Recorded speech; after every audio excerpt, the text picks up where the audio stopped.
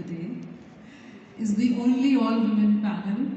In almost all the other panels, I didn't see more than 10 to 30% of representation by women. In the audience, I would say fairly 30 to 40%. So yes, we are having these talks which are very, very important, crucial, critical. At the same time, I think I just spoke about only one dimension, that is leadership space. It's very important how much we are actually doing around it. Because just from morning till evening, there is so much that has come to the fore, if it is not to be missed by a keen eye. So anyway, going back to answering your question. I would speak about what's happening at Shulini University.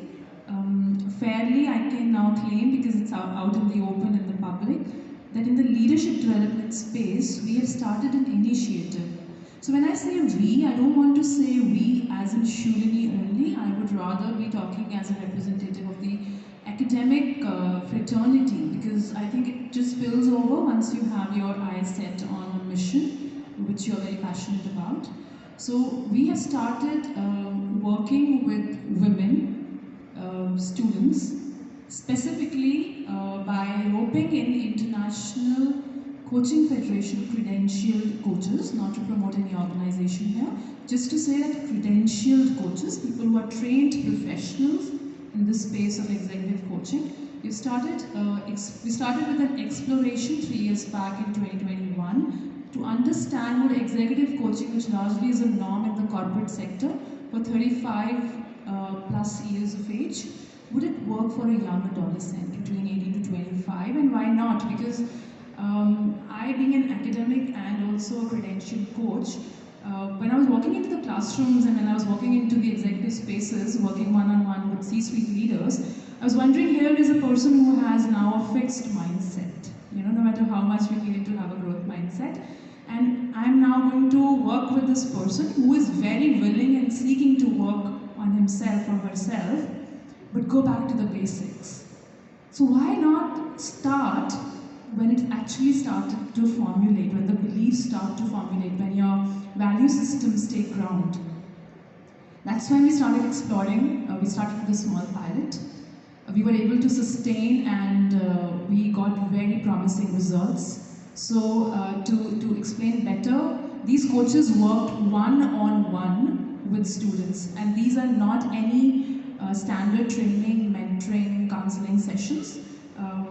I don't have much time, otherwise I would have delved into the understanding around the word coaching more. It is largely an intervention to help people unlock their best potential by not telling, but rather through reflective inquiry, by asking powerful questions. We are able to scale up to now 1,000 stakeholders, from the executive to the support staff. I think Shanti spoke about culture at an organization. You cannot have a culture until it permeates from top down. If my executive is not leading by example, students will not be able to find value in it. Faculty will not be able to find value in it. Parents will not find value in it. So the executive led by example, from the vice chancellor to the chancellor to the president getting coached themselves, and down to the support staff.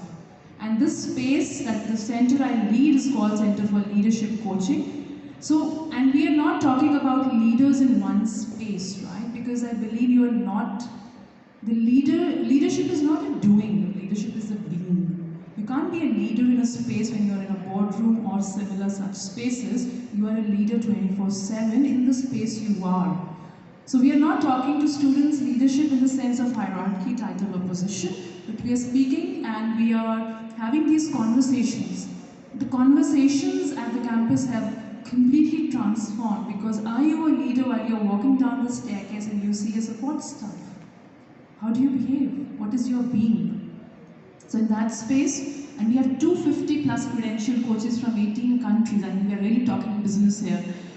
250 credentialed coaches from 18 countries, working with 1,000 plus stakeholders, our most important stakeholder being students, and amongst that section, women. We have women leaders in tech programs, specifically where girl students are working with women coaches from Women Indian Chamber of Commerce and Industry, who are coaches themselves, because these are very traditional fields, engineering, finance, technology, where it's a male-dominated space. And we really want to foster our girl students to come forward.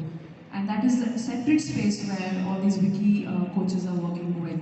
So I think a tangible amount of work is happening. I know I've taken a lot of time. You can maybe miss the second question for me, I wouldn't mind. It was very important to state that when you set your eyes on women empowerment and you lead by example yourself, it can happen. Thank you so much.